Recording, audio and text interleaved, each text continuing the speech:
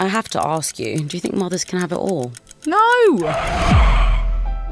A lot of what mums come to me with is guilt, and that can lead to burnout. Loads of people that I work with feel guilty for resting, slowing down, putting boundaries in place where they're saying no to stuff. And that's often because they're not even meeting their basic needs: rest, hydration. So many people get to the end of the day and they've had like half a cup of water. But do you think that there was stigma attached to you for wanting to go back to work? Because there's definitely a stigma attached to women who stay at home as well. We hit kind of the Industrial Revolution where the men went off into the workforce and the women facilitated that. And it just created this culture of separation. I think we're just really starting to challenge that now. We're like, why? I want to challenge you on that. Go on, bring it. Bring it. You can get resistance when you stop people pleasing and when you start saying no to stuff.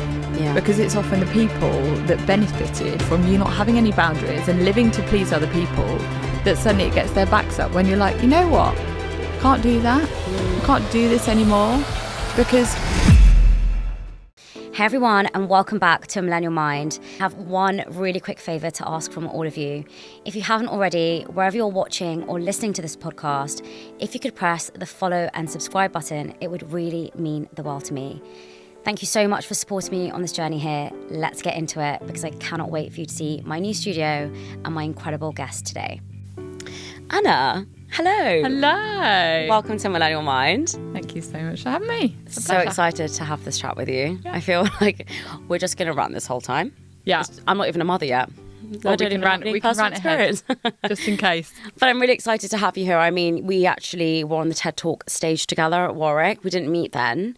But I followed you for a really, really long time. If you scroll back to the messages, I messaged you maybe like 3 years ago. I've loved all of your work. You're fantastic. But for people who don't know who you are, tell us a little bit about yourself. So I'm a psychotherapist. So I've been a psychotherapist for like about 12, 13 years now. And I used to work in clinical settings in private practices and GP surgeries in and around London. And then I had kids and it was just tricky to kind of fit that in around childcare. And yeah, so I downloaded Instagram because I was moving house. Okay. And I was moving to a new build house, like a white box kind of house. And I had no idea what the heck to do with this. So I downloaded Instagram and I started looking at interior stuff because I think my mates were getting sick of me sending them screenshots of like paint colours and lamps.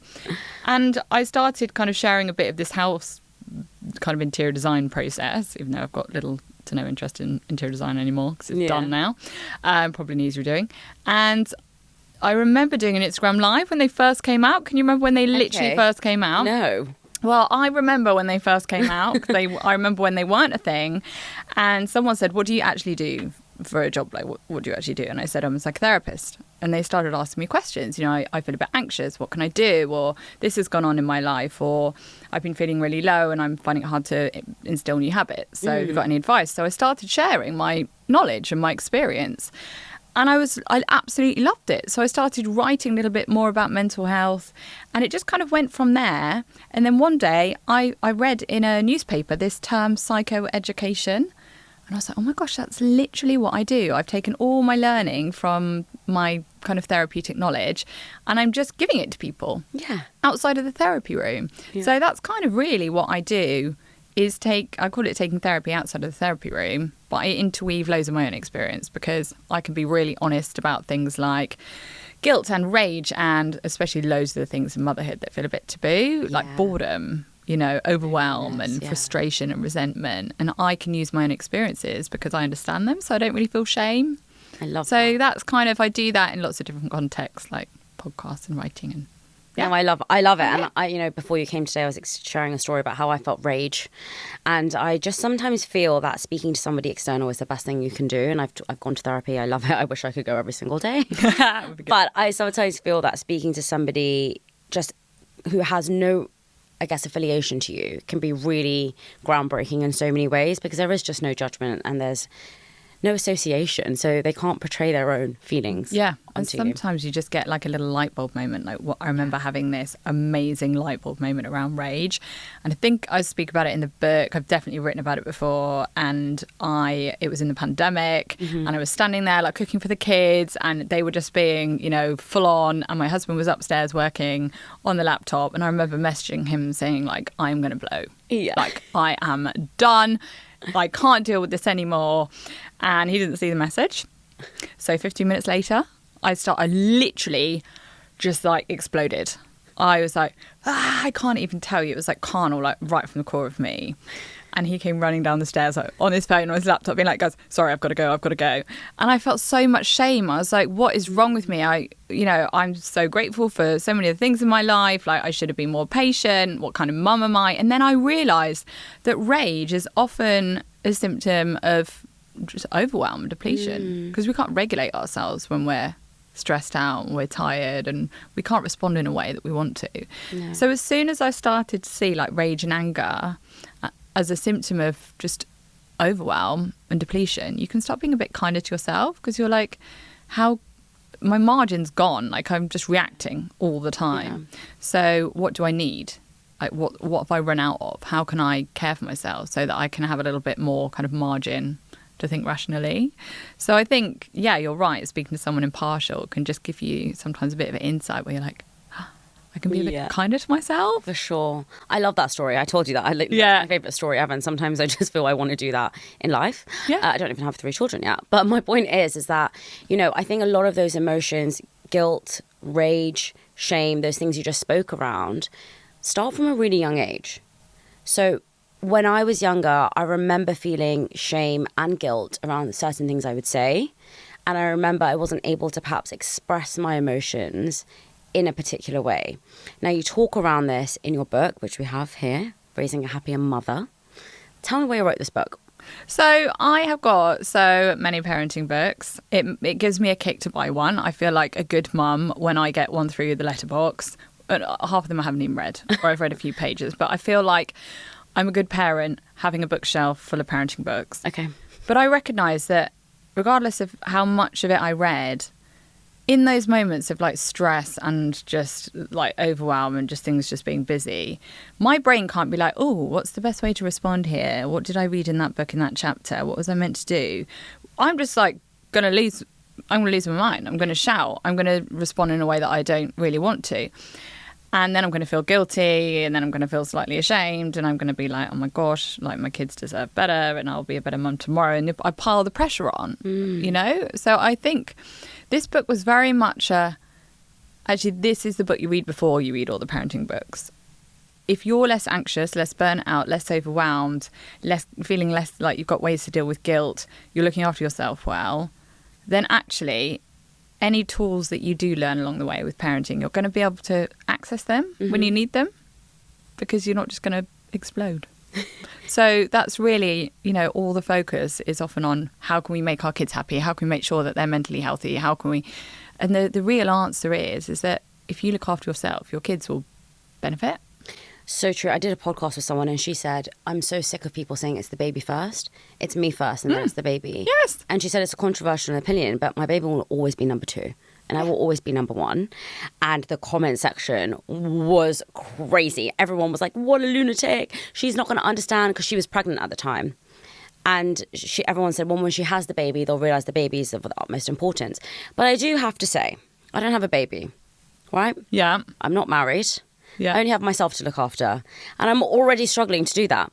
And I'm sure there's loads of people that are watching this who I speak to that are already going through a lot of stress, burnout, feeling anxious, feeling worried. It's all very well and good saying, let's tackle ourselves. But how do we do that? Because even when you don't have children, it's so difficult. Yeah. So when you do have children, I sometimes think, how the hell do you do it? Yeah, well, I think often I love a metaphor, a pilot metaphor, right? Okay. We might say, who is the most important person on the plane? Like, is it the customers, they're coming on, the paying customers that, you've got people there just making sure they've got drinks and they've making sure that everyone's happy. And it's like, no, the most important person on the plane that we need to be worried about is the pilot. Yeah. Because if the pilot is not okay, we're all screwed. And I think that's the same in motherhood, is that I am the pilot in my family. And if I'm like, oh, I'm not going to eat, I'm just going to, I haven't got time to eat, I'll make the kids amazing food, but I'm just going to inhale a bag of Haribo, or I'm thirsty, but actually I'm not even going to bother, I'm going to do these 10 emails first. Or sometimes it's like literally, when you need a wee and you're working and you're like, no, I'm just going to do all, and you're literally wiggling around. And it's like, are we actually even meeting our basic needs? Because if a pilot wasn't meeting their basic needs, we'd be very worried about it. For sure. because it would impact everyone's safety. And I think when it comes to not meeting our needs, it can be very hard. There's loads of people that I work with feel guilty for resting, slowing down, putting boundaries in place when they're saying no to stuff. And that's often because they're not even meeting their basic needs. Are you meeting your basic needs for rest, hydration? You know, so many people get to the end of the day and they've had like half a cup of water. It's like, right now. Is this you? That's Okay, where is that water I've drunk today. Okay, you had a little bit. I had but half you need- glass though, that's you had half okay. glass, you need more. But the thing is, your nervous system is in a state of depletion. Your body is already in a state of depletion if you're not nourishing yourself well and you're not getting good sleep. So it's going to be harder to kind of rationalize doing some of the other nicer stuff because you haven't got the basic things in place. So I think that's somewhere important to start. At one point on social media, I was encouraging everyone to do like one tiny thing. Like, what one tiny thing could you do for yourself each day this week? And I thought they might be like, oh, I'm going to call my friend or I'm going to do a gym class. But for some people, it was like, I'm going to have breakfast or I'm going to drink water or I'm going to make sure I brush my teeth this morning. And I'm like, these aren't acts of self-care. These are fundamental acts of self-respect. And if you don't have those in place, then of course it's going to be hard to let people support you or rest when you need to or slow down when you're feeling burnt out. So we need to get those things in place. I remember you saying, I remember watching something and you said, I'm so sick of people saying having a shower is self-care. Yeah, because My I used to do husband that. does not come out of the shower and say, ooh, self-care. Tick And that they box. don't. No. They absolutely... I also am just so tired of people saying, oh, I went for a walk today for 5 minutes or I had a hot cup of tea. And I'm like, hello, like we should be doing that. We should be having a hot cup of tea. However, I also understand that some of us come from a very privileged lifestyle. And let's just think about the average person who's struggling to make ends meet, whose kids are at home, they can't afford to go to nursery. How are they meant to have a hot cup of tea? How are they meant to go for a shower? My friend was telling me recently, her baby was born really early, 3 months early actually. Wow. And so she's had to dedicate a lot of time to him. And he doesn't sleep very much. So she said that on the days that her husband goes to work in the morning, she can't have a shower until 7 p.m. because he doesn't really sleep. And because she's been through that traumatic experience with him, naturally she's a little bit more worried. So how do I encourage her perhaps to, take some time for herself? Because she already feels so guilty about what's happened. And she already feels that she needs to be with him 24/7. So how does someone like her kind of, adopt some of the rules that we've put in this book? Yeah, so I think sometimes if she feels guilty taking any time for herself, then she's not, even if there's a tiny little window of opportunity, she's probably not going to take it, is she? So I think for some people, it is literally addressing where are your standards for yourself? Where is guilt playing into this? How can we address the guilt so that you're taking these opportunities that do arise? For some people, self-care is literally going beyond the I'm okay when a friend asks how you are. It can be letting people in, letting people support you. Historically, it's been like, I don't want to burden anyone with my stuff. Yeah. Especially if you're someone that has always been kind of the friend that is a supportive one. So actually self-care can look like putting a boundary in place. Sure. It can look like not always saying yes. It can look like challenging yourself to say more than yeah, I'm fine, thanks, when a friend asks how you are. It's not always what we do, it's what it gives us. And it might just be recognizing that perfectionism is playing a part. You're striving for something that actually is exhausting you and taking a lot of your resources. So how might you challenge yourself to cut some corners? Or just kind of delegate, or just actually say, you know what, I'm not going to try and cook things from scratch every day anymore. But there's so much ego attached to being the perfect mother. Yeah. There's so many people that say, do you know I cook only fresh meals? And I remember speaking to someone and they said, I never, ever take anything from my parents. I know your mom drops food off for you every week, but I really enjoy making that for my kids every day. And I even make my own milk. Wow. Like from an almond processor or whatever these things are, the milky plant or something. We don't eat any processed food. I'm like, great. I mean, I don't have That's children, what you so want. I can't even be defensive about it. Yeah. I'm just like, wow, you're amazing and you look great as well and your hair's washed and fantastic. I'm going to be a hobo because I don't even do that and I don't even have children. So amazing for you. But there is a lot of ego attached to parents who love to say, I do this, this and this and this. And it can be really detrimental for mothers. It can be detrimental for themselves because actually what is the standard that they're setting? How attainable is it? There is always a cost when we're pushing ourselves and we're driving ourselves to pursue perfect. Mm-hmm. And that could be, for me in the past, trying to just always parent brilliantly has meant that I have felt so much guilt and shame, which has then meant I've not looked after myself particularly well by way of punishment. Or it might be that I've turned away support. People saying, you know, I had postnatal depression after my second child because he had reflux and he screamed all the time. And I had friends saying, can we come and just take your toddler, you know, to give you a bit of a rest? And be like, no, it's fine. I'm fine. I got it. It's all good.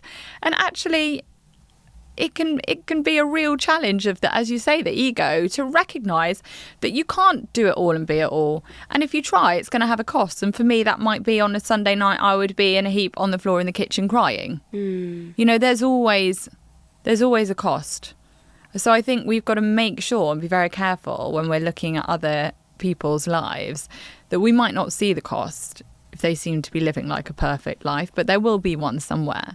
It might be that they've got no time and energy left for their partner and their relationships kind of, you know, hanging by a thread because they're spending their whole time milking almonds. You know? Or honestly, I've said it before, but I think I just want to emphasize it again. As somebody who's in this industry, I cannot emphasize how much people lie. And I'm a bit naive because I genuinely am shocked at the amount of people that go online and pretend that they have a perfect life and they're unbelievably miserable. Genuinely, I met someone the other day and I had this perception of them that they had a perfect life. In fact, I remember looking at their life and thinking, wow, I'm so jealous. I met them and they had told me that it was all a facade. It was all a facade. There were so many elements of their life that they openly said, we did it for show. wow. And it was a shock. I genuinely felt so shocked to my core because the more you're on social media, the more you actually believe it. And there's people online that will look like they've got their hair done and they've got the nice clothes on. And you have no idea that behind that, they're crying their eyes out and they don't have time for their relationship. They perhaps aren't looking after themselves. They perhaps are starving themselves because they've got so much pressure to have this perfect body after being a mother, after just, giving birth. And you probably look at them thinking, wow, they look so amazing and they look so great. And look, they've managed to get dressed today and I haven't washed my hair in a week. They might have somebody who's come and given them a blow dry. Oh, that's you it. just don't know. You don't know. And that's, I think... And they're not going to tell you that. No. There's people who, I recently followed someone and they said, sorry guys, I've just been really busy for the last week. They were on holiday. Oh, lovely. But they didn't tell anyone. Oh. Why? Yeah. Why are you not going to tell anyone? You're going to say you've been working really hard for the last week and make someone else feel really shit? People lie all the time. But it's like double responsibility, isn't it? It's like those people, and I know this for sure, will feel like imposters in their own lives. Yeah. Just like imposter syndrome. Yeah. You can feel like an imposter in your own life because you know that you're portraying something that isn't authentic. And then there's this kind of like dissonance that we know that the way everyone is seeing and responding isn't actually authentic to how you are. So it really impacts relationships. For sure. Because you think, well, everyone's just responding to a version of me that I know in my heart isn't real. So it's exhausting and it's destructive. And it doesn't, as you say, that person's miserable. It doesn't create happiness. So we have to take responsibility for ourselves to remember that what we see is just a snapshot. Yeah. It's our brains are hardwired to believe what we see, which I think is why social media can be so tricky because we just believe what we see is there. Yeah. It's very exhausting to constantly remind yourself that what you're seeing is a tiny snapshot. But on the other hand, I think to be authentic ourselves and to make sure there are people in our lives who totally get where we're at and how we're feeling and that we're not, I literally wear my heart on my sleeve, but I had to go on Instagram today and remind people. So 7 weeks ago, we went through a massive trauma family, lots of grief. I was in survival mode for like 4 weeks, could barely function. Told everyone on Instagram, like, I've just cleaned the floor for the first time in 4 weeks without like crying, and I was very open about the fact that I was in that mode. Now I'm kind of moved through that post-trauma phase, and I probably look to social media that I'm just back doing normal things. Correct. And I'm like, okay. I said today, I was like, don't forget that I am still crying. I am still sad. Just because it looks like I'm doing normal things doesn't mean that I'm always smiling and always happy. I still get kind of waves of grief. Of course. But we can't always remind each other that all the time, can we? Exactly, because then you're constantly complaining online. Oh, Yeah. just to let you know, I'm struggling every day. Yeah. Just to let you know. But we have to take responsibility for ourselves to be authentic as much as we don't all have to be authentic online. But, if you're going to portray a certain version of yourself that doesn't feel real, you're not going to feel good about that. So true. But the responsibility of recognising that what we see and reminding ourselves is just... It's just a front of house. It's the front cover of a book we've never read. Correct. And that's it. But it's also very difficult to ask people to share every moment of their lives, because you physically cannot. Even if you're on social media for every hour of every day, you still can't share every single second and every emotion and every thought and every... It wouldn't be healthy. Exactly. So I think there's a balance of those two things. But I have to ask you, do you think mothers can have it all? No. There's this image that we can. And what is all anyway? Because life is messy and complicated and multi-layered, and we get it wrong all the time. And it's just, no. What is it all anyway? And where's the standard for that? Like, what does that mean to people? And I think a lot of what I've spoken about in the book is, this the fantasy mother that we have in our heads. I believed, because my mum worked all my childhood. She was Same. the main earner in our family. My dad always worked as well, but Okay. we were mostly reliant on her income. And I thought, when I grow up, when I become a mum, I'm going to be a stay-at-home mum. Okay. And that's what I want to do. I want to be there for my kids, and my husband, I'll have this kind of classic, traditional. Anyway. I have to pause you there. Sorry. Why did you want that? I don't know, because it was just what I'd seen other friends have. Maybe their parents live a more kind of, my dad did shift work. We had to be really quiet, on a Saturday morning until 4:00 in the afternoon. My mum was just constantly kind of dropping us off, then going to work, and then come back, and then she'd be working at weekends and stuff. So I just thought, I want to be at home. Anyway, did it for a year. I was bored out of my mind, and I honestly thought that this is what I wanted for my life, was that I was going to be the stay-at-home mum. Anyway, I just felt really low, and I realised that what I was missing was work. So I went back to work, and I didn't actually take maternity leave after my third child, because I was writing a book and I was loving it. And, I just think that fantasy that we have of ourselves in any area of our life, not necessarily just motherhood, is that sometimes we need to just have a good look at that and think, is this actually realistic? Is this actually really in line with what I like and what I want? Or is this somehow a mishmash of what I feel I should be doing, or what is expected of me? Or it's quite freeing. Interestingly, I've had a lot of people that are recently coming up on my feed and saying staying at home isn't easy. And there's a lot of judgment of people saying, and I'm not saying you said this in that way, you were personally bored. I think I would personally get bored, but I am not in that position, so I don't know. But I've actually said I never want to be a stay-at-home mum, and people are always quick to say, you're going to change your mind when you have children. You don't know, there's so much to do all the time. And no one's saying it's an easy job, but do you think that there was stigma attached to you for wanting to go back to work? Because there's definitely a stigma attached to women who stay at home as well. Yeah, I mean, I've never gone back full time, so I've just been working part time, because the kids, it's just, my husband works long hours, so the pickups and drop offs and nursery and things like this. So I'm self-employed, so I've worked at home. Yeah. So that's been particularly helpful. But I just think there's judgment either way. I remember deciding I wanted to get some childcare and go to work, and I was worried about telling my mum, and I don't even know why. Maybe I'd assume that she thought that I would be a stay-at-home mum and that I would disappoint her somehow. So I think sometimes it's just, what are we worried about? Someone might judge me for working a lot. Someone might judge me for not working more. Someone might judge me. It's sometimes we just need to put the blinkers on and think, wait a minute, what's right for me? It's never ending. Because if we're happy, like I often say this, like we as mums, we love seeing our kids happy, seeing the sparkle in their eye, like when they're just enjoying stuff.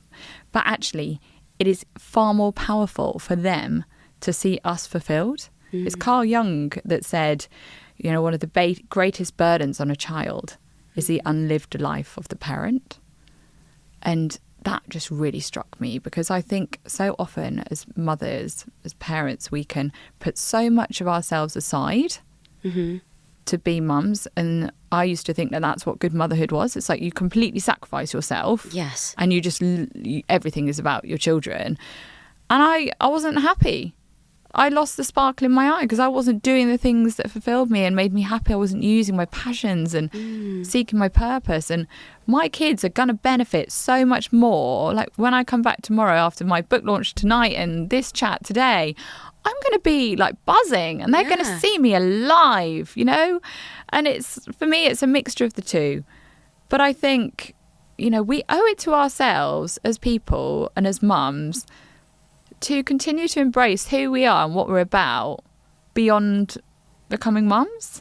And I think there's such a distinction between our parents' generation and our generation, because the women in our parents' generation weren't told to find their strengths and to focus on their passions and perhaps to figure out what makes them happy. And so when people say, I've had a lot of people say, my mum just looked after us and she was happy doing that. And I'm like, that's great for her because, that worked for her. But perhaps did she have the opportunity to figure out what she was good at? Did she have the opportunity to go out and work and see where her skills lie? Perhaps she didn't. And therefore she was okay with doing that. But what we're seeing now is we're raising children now to everyone's educated, everyone goes to school, everyone has the opportunity to go to university or do an apprenticeship. And therefore they have that opportunity to dream. And so then to just say to them, well, cut your dream and just stay at home, it's harder for a lot of people to make that decision. A lot of people still make that decision and that's something they want to do. But this idea of women should be the primary caregivers is sometimes what gets to me. And I don't know if I'm being naive, because the more people I speak to say that women have more of an intuition and women are better primary caregivers than men. Do you think that's true? I don't think that's as true as we believe it to be true. And I think our children benefit. And I think I've done some research into it. There are people that would say so much more helpful and insightful stuff than me on this. But it can go back to the Industrial Revolution, where parenting was quite community-based. People would be working on the farm. Women would be working on the farm. I mean, you wouldn't necessarily know whose kids were who because everyone just kind of lumped in together and there would be multi-generations. And then we hit kind of the Industrial Revolution where the men went off into the workforce and the women facilitated that.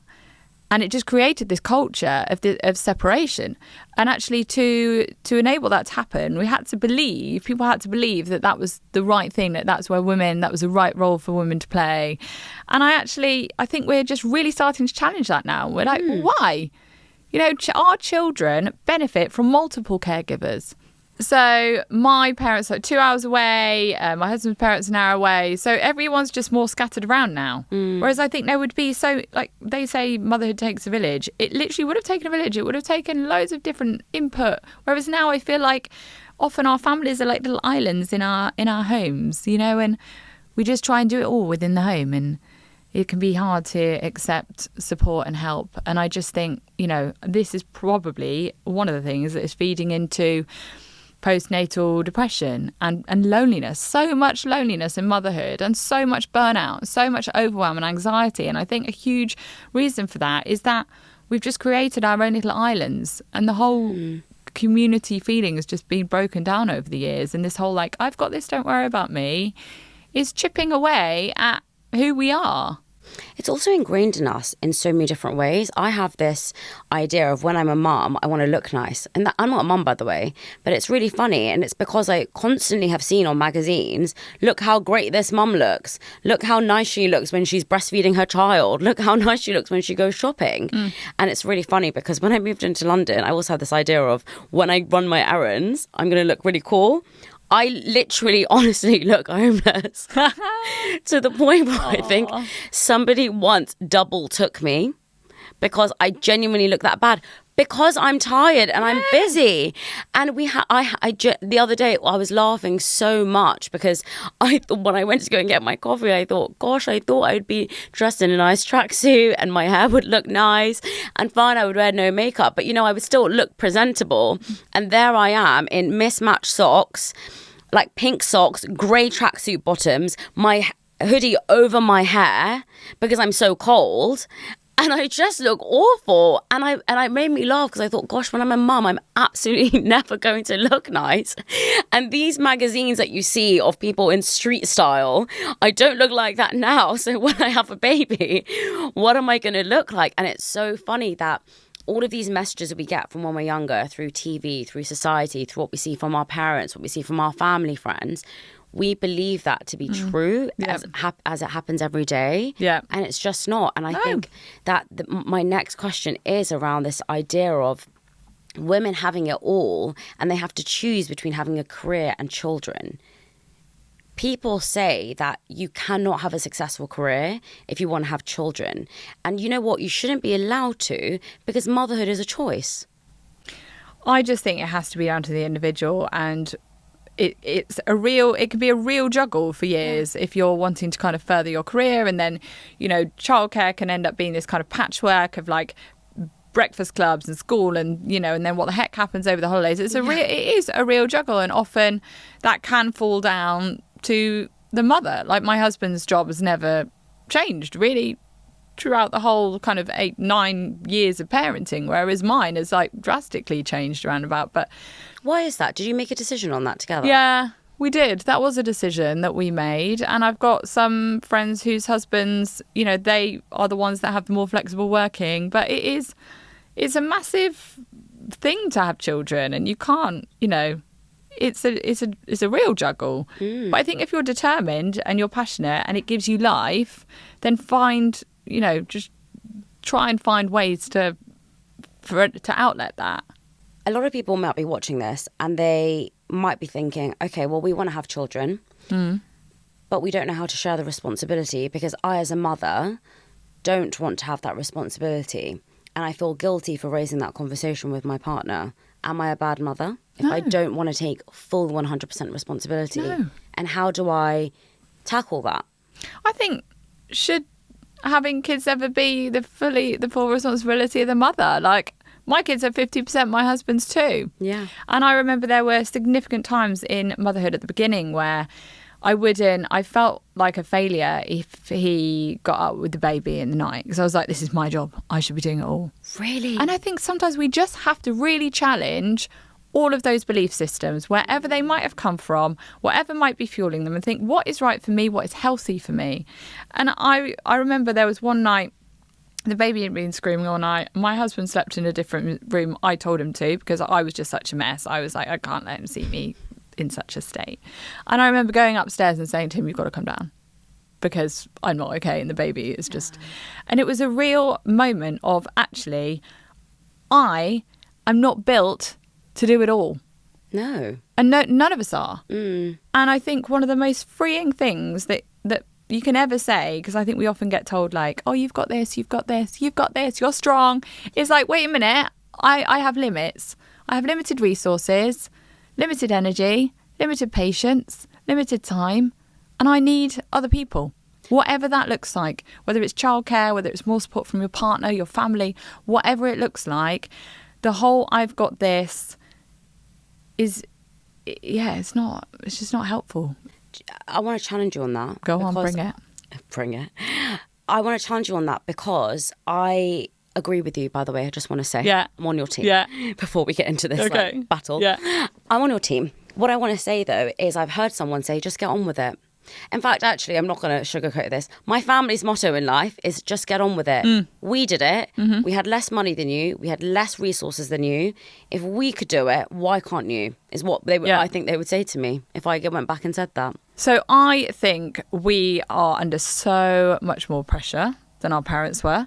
Okay. My mum and I have had extensive conversations about this. In fact, there was a whole chapter. I wrote a book called Mind Over Mother, all about like postnatal worry and anxiety. And there's a whole chapter on how life is different for us now than it was in her generation. So she would be like, why are you all so anxious? Yeah. You're all worried about everything. We never worried so much. Yeah. We just be like, oh, it'll probably be all right. And if it wasn't, we might speak to a doctor, or we might speak to an aunt or a friend. And we just never lay awake worrying about the things that you worry about. I think the pressure to do it all, to do everything so quickly, you know, social media and all that adds to it, the cost of living, the childcare crisis, you know, the cost of childcare. I just think there is so much pressure and expectation upon us that I just think it's harder. You know, even the way that we're living, we live faster, we move faster, we breathe faster, we run, everything we do is how much can we fit in, how productive can we be? And our pace of life has sped up so much. Our nervous systems are like constantly like partially fried and frazzled. Yeah. We're not resting. There aren't as many opportunities to rest. I sat down on the sofa the other day and I was scrolling on my phone, right? I was like, oh, lazy, like just taking a moment for myself. I've got a Garmin watch, tells me about whether like you're stressed or resting. And it showed mild stress. And I was like, I'm literally lying on the sofa scrolling Instagram. Wow. So I thought, right, I'm just going to do a little bit of research here. Got my Kindle, read like my book for 10 minutes, showed rest. Okay. And the thing about this is we are consuming more information than our parents ever did. They might read a newspaper, watch the news at a certain point of the day. Can you remember when TV just wasn't even on till a certain point in the morning? Like there would be no kids shows, just a picture of a clown face. Yeah. Maybe I'm older than you. But the amount of the information that we're constantly trying to process, like our brains, if we're scrolling, we're on edge because we don't know. We might see a traumatic photo. So true. We might see a sad pet. Something's going to trigger us at one point. We don't know. We're literally like, could this make me happy or could it make me anxious or could it feed into my trauma? And our brains are trying to kind of process all of this information. It has to work out. Do I need to know this or am I going to store this? So our lifestyle is exhausting. So when we're saying, just get on with it, we did, it's overlooking how different our culture and the demands on us are now. And yes, I know sometimes we have to keep pushing on. We just have to, survive. But ultimately, there's always a cost. Yeah. Like, that's when burnout happens, is when we push beyond the limits of our resources, like, chronically. And when people say that, I always explain that there's this theory of, everyone is different in terms of how much that they can cope with. So congratulations, you are stronger than me. I'm feeling exhausted. Yeah. And I'm really struggling to keep it together. And it's your solution to tell me, well, I did it, so you can. Yeah. Because I remember seeing this analogy and it was like, everyone's a plate. Some plates are plastic. Some plates are made with ceramic. Some plates are made with paper. And sometimes that paper plate can't hold as much This is such a good, I love as this. the ceramic plate. It's true. Right? Yes. And you're looking at me as a plate. But I'm weaker. Different. Yeah. And I'm different and it's okay. And I can't take as much as you. And so don't just come at me and say, get on with it because I did. Because there's loads of things that I probably can do that you can't. Absolutely. And I think that that's this comparison culture that we have amongst everyone, but especially amongst mothers. And I've heard it so many times in terms of, we had a lot less resources than you, so you should be able to do it. You have a lot of access to information, which we never did, so you should be able to do it. But that can fuel anxiety, can't it? Because I don't know about you, the more I read, the more I'm just like, oh, I didn't know that illness existed. Now I'm going to be scared that someone's going to die of that in my family. Exactly. And we're overloaded. Too much. Yeah. It is too much. And knowledge is power unless you're overwhelmed by it, which I think is coming at us all the time, whether we're asking for it or not. And I think I love that plate analogy. And also the fact that whatever we've been through in life, whatever we've been taught, whatever we've been exposed to, all of that adds to what we can withstand. So true. So we're not on an even playing field. No. I got woken up last night at 2:30 by my son. He had a nightmare and then he wouldn't flip and go back to sleep. And then my brain switched on. Of course. Because, that's what happens. And then I was like, and then it started raining. So I had way less sleep than I had the night before. So today I've got different capacity than I had yesterday. Yeah. So even to expect the same from ourselves each day, like we're kind of this linear thing that we have the same resources every morning we wake up, like we're not robots. Like the expectations we put upon ourselves and each other, it's just, yeah. And I always feel like I hear people say, oh gosh, she's a bit of a mess, isn't she? I honestly find it like genuinely alarming when people say that, because I just think that instead of looking at someone and saying, gosh, you know, they might be going through a really difficult time right now, can I help them? You're saying that they look like a mess. And I remember someone actually once saying that, you know, she always looks like a mess. Her husband always looks great. Wow. And I'm like, it's honestly... It's just so unhelpful, isn't it? And it's lacking such compassion. It's so judgmental. And really what we do when we do that is like you're just trying to make yourself feel better. Well, and you're using other people as leverage. Yeah, so true. And I have to ask you, this book, Raising a Happier Mother, why am I not seeing any books around raising a happier father? Why is everything about parenting all on the mother? I mean, I'm sure there's probably books around fatherhood. I haven't done the research into it. But generally... there, like you said, out of all the parenting books you have on your shelf, how many of them are written by men? Yeah, I mean, there are a few, but not many. You could have just said none, you know. Just well, I think there are a few, but more kind of like psychologists and psychiatrists and like researchers. Yeah. But I mean, I would love it. And I often get asked, is there someone who does what you do for men? Yeah. Because I think because I'm a mum and I speak very openly and honestly about certain aspects of motherhood from my own experience, that's why I write for mums. Of course, it's your, and this is what I say to people as well. I'd love it if there was one. Yeah. Raising a happier father, please. Yes, I'll buy it for my husband. Well, I think it's the same thing. Obviously, you're going to speak about your own experience. People say that to me as well. Why don't you talk about men's mental health as much and the pressures that are on men? And I always say, well, I'm not a man. And there's already enough women out there telling women what men want. And there's already enough men out there telling women what men want. And I'm just sick of it. I'm not here to tell you what men want. I don't know. I'm not an encyclopedia that knows the answer to everything. And I'm not going to be here telling you what women should be doing, because each woman is different. I'm just going to be telling you my experience. Yeah. And what I think that I wish I'd known previously. And I think when people read this book, your kind of note underneath is how to find balance. Yeah.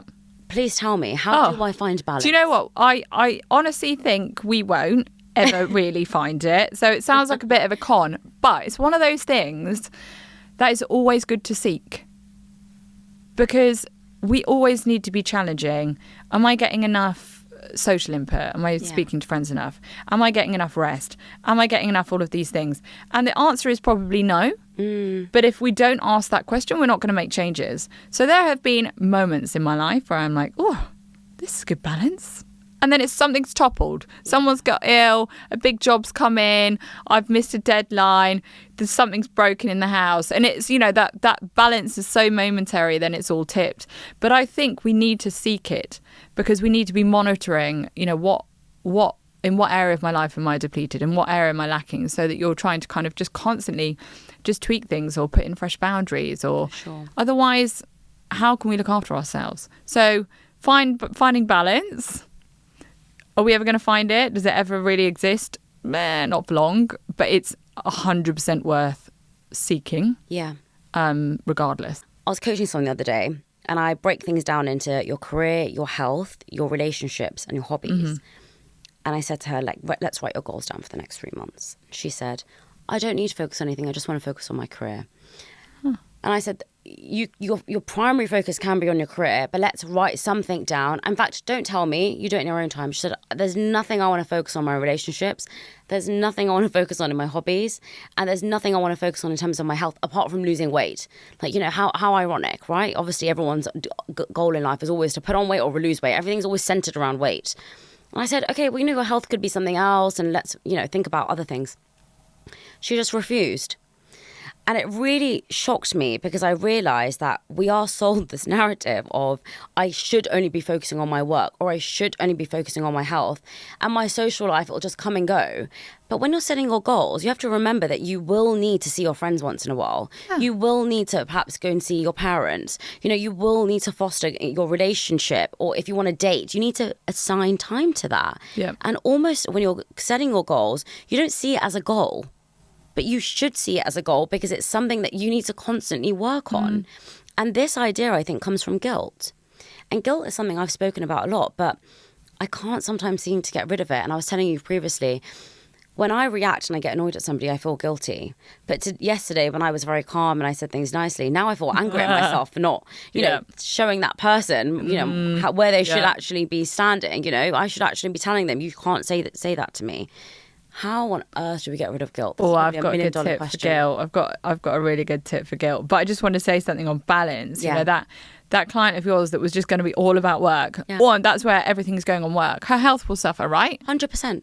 And her relationships will suffer. 100%. And if your health's suffering, what's going to suffer? Your work. So true. If your relationships are suffering, what's going to suffer? Your work. Yeah. So I just think, you know, it's important to seek balance, even if we're never going to find it, because everything feeds. If my whole focus is on being an amazing mother, and I let go of health, and I let go of work, and I let go, my motherhood's going to suffer because I'm going to resent my kids for the fact that I never have anything for myself ever. My health is going to suffer because perhaps I just never sit down. Yeah. Because I could easily just never sit down with them because they freaking never sit down.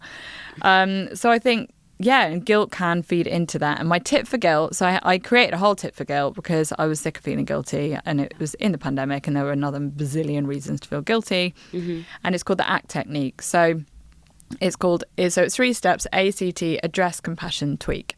So with your example, should we use your example? Yeah, let's do it. Okay. What do you feel guilty about?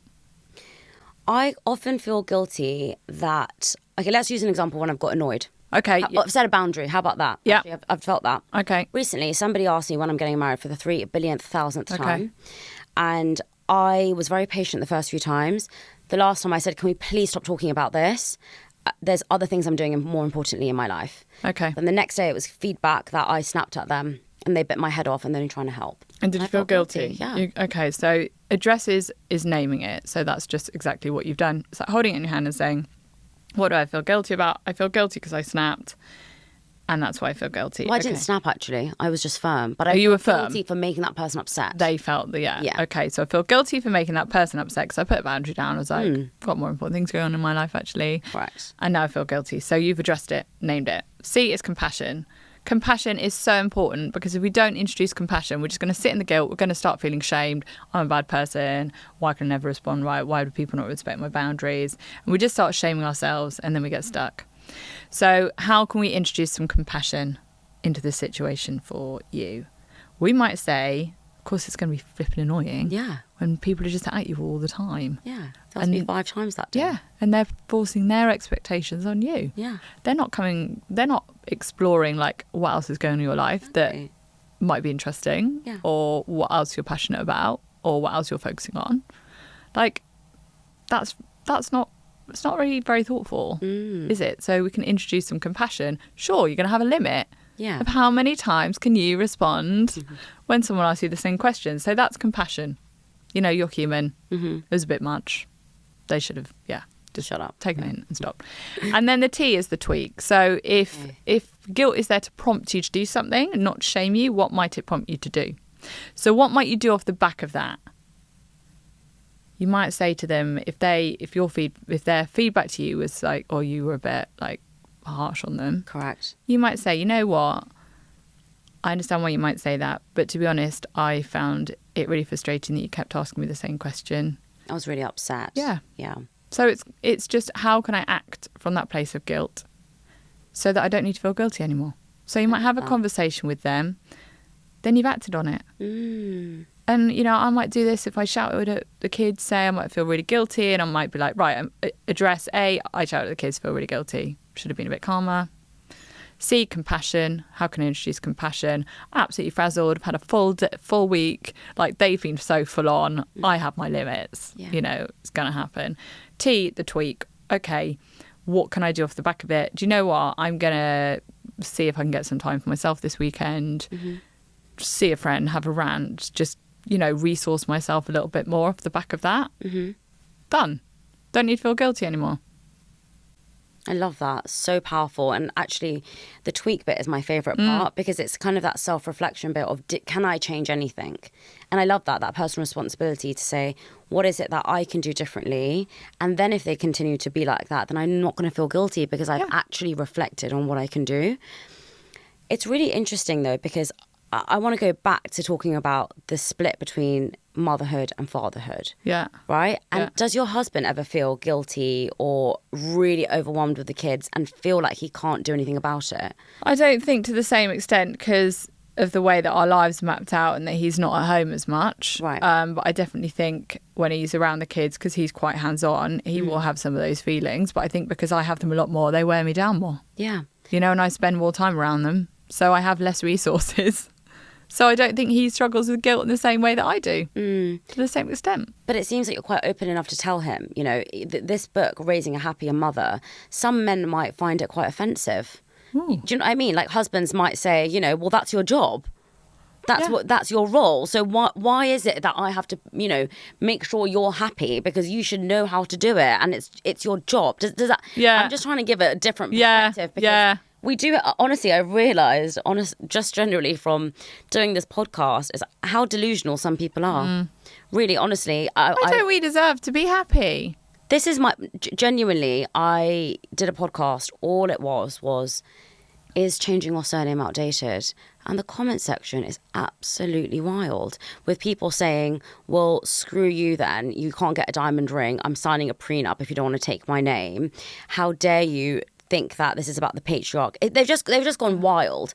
And I know when we do this, there's going to be people saying that, well, you know, if you've chosen to be a stay-at-home mum, then that's your choice. And so why is it that I have to give you ways to be happy? What about ways to make me feel happy because I'm going out there and earning all the money, or I'm going out there and working really hard? Yeah, so I've got loads of examples from lots of different mums in the book. People that are staying at home, people that are homeschooling, people that are working all hours of the day. Yeah. Like, so it's definitely not a book for stay-at-home mums. But I think what the book is saying is that why do we just accept that motherhood means to be anxious and worried all the time? Yeah. To feel guilty all the time, to feel frazzled all the time, to feel, you know, burnt out, to not rest. Why are we just accepting that that's just what motherhood is? And I'm like, no, we have higher, we want more for our children, so we deserve more. You know, rest doesn't stop when you grow up. Like my kids, I encourage them to rest, I encourage them to get good food, I encourage them to play and slow down and, you know, meet their needs. Like, but we need that too. There's so many stats, I'm sure you must have this in the book, around how the way in which you behave is the way your children will behave. Do you have any interesting stats on that? Well, it's modelling, isn't it? Like, your parents can say what they want, but ultimately you're going to learn from what you see because they're modelling what it is to be a grown-up, what it is to navigate the world. And I get so many mums saying to me, how do I not pass my anxiety on to my child? Yes. How do I not pass my people-pleasing? How do I not pass this on? And I'm like, do you know what the most amazing way you cannot pass your anxiety onto your child is to address it in yourself? Because also you deserve to address it in yourself.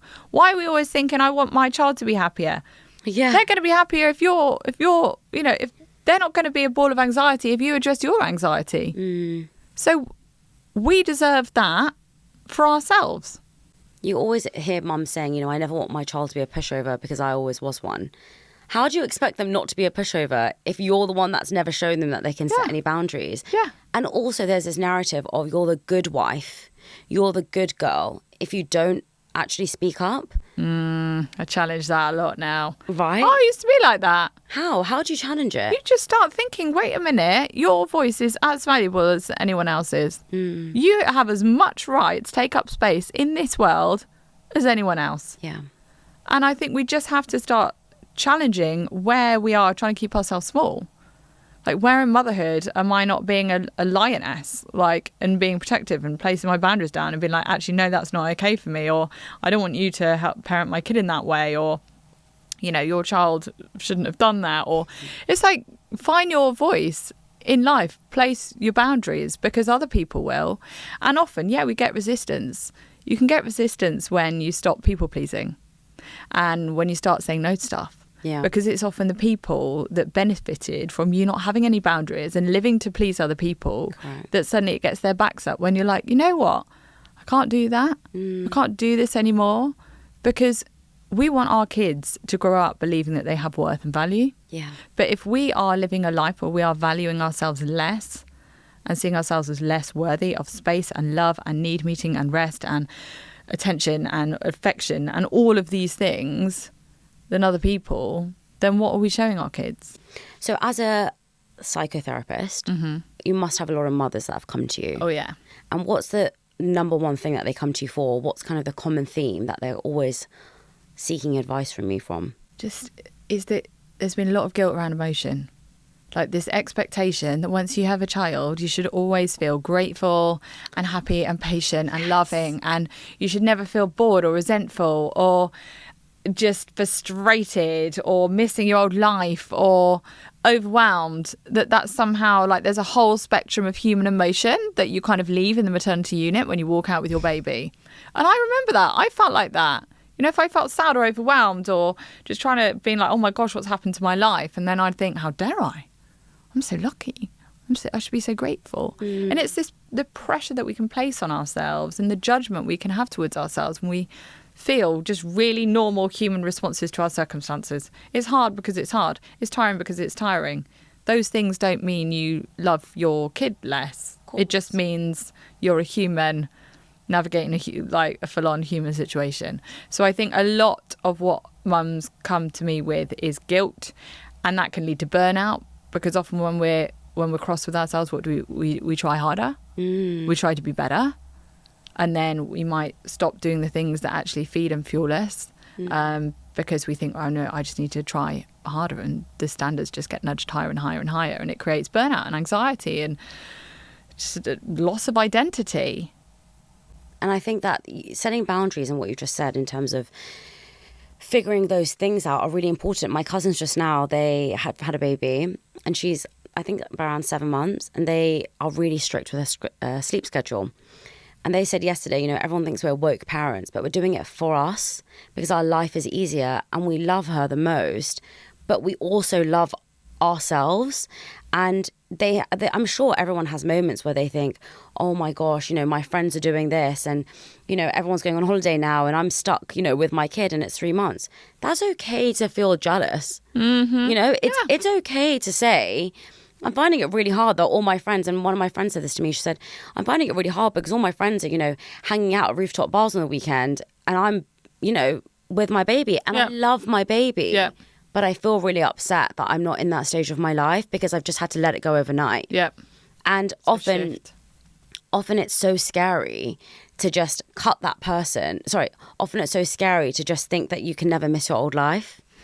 I just think you can miss your old life. Yeah. And that's okay. And it's fine, but no one I love the word it. And. It's like, I feel overwhelmed or I feel like I miss my old life. And then we say, but I'm so grateful for having my baby. I'm so, I wouldn't change it. I wouldn't have it any other way. And it's like, suddenly we're kind of like bashing ourselves for that initial feeling. And I always say, instead of the word but, I feel like I miss my old life, but I'm so grateful. Use the word and. Yeah. Like, I feel I'm missing my old life and I'm so grateful. Yeah. And it's okay that that's hard. And the wonderful thing is that you start seeing the wood for the trees. Like, we went on holiday last year and I remember my 3 kids were playing in the pool and I read a book. And I was sat in the sunshine reading a book and they were just playing happily. And I was like, I never thought this would happen. Yeah. I'm getting to do things that make me happy. And there's more time and space that kind of starts expanding. But it's okay to feel jealous sometimes when you see your mates doing stuff that you wish you were doing. And find little ways, if you can, to get little glimpses of that or little bits of that, the things that you enjoy in your life, even if it's just, say, you used to love doing hour-long yoga sessions, or, you know, just can you do 5 minutes? You know, how can you try and do tiny little things that nod to who you are and keep in touch with who you are, so you're not just totally letting these things go, because there will come a time in life when you can start re-engaging in those things again and you will see the wood for the trees. Yeah. Interestingly enough, I think one of those things you just said around being grateful, it's really difficult when you're a new parent and you're the first one in your group and someone else is trying for a baby and they say, well, at least you've got a baby, so you should be so grateful because there's millions of people out there in the world who can't have a baby. Yep. And that internal guilt of constantly having to feel grateful and constantly having to feel lucky, I think I've heard it from so many people before, which is why I understand it. And I feel that with doing what I'm doing now, I constantly feel bad if I say it's hard and it's difficult, which it is really hard and difficult, because people are like, well, you should feel grateful because aren't you happy you left your corporate job? And I'm like, yes, of course I am. It doesn't mean that I find it really hard every single day. It doesn't have to be either or. It's both and. Yeah. And we are a society who are very polarized in our views. We want to say, I'm living the dream life and I've quit my job to pursue my passion and everything's amazing. Or it's, I'm stuck in the corporate grind and I hate it. You can be a mother and find it really difficult. Absolutely. And also love being a mother. Yeah. And also you can be a mother and find it really challenging with dealing with so many different things. And also just love your baby more than anything else in the whole world. Absolutely. So I think that balance of both is really, really important. But, you know, I could speak to you for hours. I mean, you know, God forbid when I'm a mum and I'm going to call you every day being like, help me. But if there's somebody at home who's struggling right now with transitioning and giving themselves that time, because they feel like they should be hands-on 24/7, what are the first few steps that they can take to kind of just let go a little bit? I just think, what is the expectation that you're placing upon yourself? How realistic is that? Is that what you would encourage someone, another friend of yours, if they became a mum, to, like, you need to be with your baby 24/7? Or would you want to be like, wait a minute, what did you used to love? What used to give you a sparkle in your eye? How can we do a little bit of that for you? And sometimes it can be the fact that we just find it really hard to ask for or accept help. Yeah. So maybe it is possible that there is someone around you in your life who could just step in and take the baby for an hour or two whilst you did something. You know, that can be really, really hard to ask for or accept. But know that as you challenge yourself to do it, you'll start recognising what those things give you. And it gives you more resource to essentially feel a bit more like yourself, and you're probably going to be a better parent for it. So it's feeling the guilt and doing it anyway, and looking around thinking, who is my support network? Am I saying I don't need their help when actually I could probably, even though I find it uncomfortable, I could probably push myself out my comfort zone and accept or ask for it. And even if it's 20 minutes. Yeah. Just spend that 20 minutes. I'd have a bath. I was just going to say, have a nap. Yeah. I would just be like, I'm going to have a nap. Yeah. You know, it's so hard to ask for help, but I think people do give it to you. It's hard to accept it. You know, we know it's hard to ask for help, but we think it's easy to accept it. If someone said to me right now, people have said to me, what is that I can take away from? Like, oh, you can't do it. Only I know how to do it. It's my ego. Yeah. I know that. Sometimes we have to let go and know that someone else might not do it as well or as quickly as us. Who cares? But we're retaining something by not doing it ourselves. So true. You know, it's so true. And Even with my editing, I remember at first I thought, you know, it's taking me longer to train someone, right? And I thought there's just no point. And for so long I didn't have an editor. And now I'm like, you know what? I don't care if the subtitle is not exactly right. That person will get one mistake wrong. The next time they'll learn better. It's fine. Yep. I'm not doing it every week now, and I feel so much better. Not sustainable. It's a 10-minute video. Yeah. I feel significantly better not having to do it every Saturday and waking up feeling good. Oh, I've got to do it. And it's not perfect. perfect. Control. No. Who cares? Yeah, but what are you gaining? You know, what are you gaining so because much of that? That's it. Mental clarity. Sometimes we just need to let go. Yeah. Know that it might not be done exactly how we want it, but the important thing is that we're not doing it all. So we're saving something of ourselves. I love that. Thank you so much for coming on. It's been so grateful. And you know, your book is out when? It's out on the 31st. How exciting. So next week. Yeah. So when this is out, the link will be in the bio and people can buy it. Thank you very much. And they can raise themselves to be a happier mother. Yes. Perfect. Thank you so much. Thank you.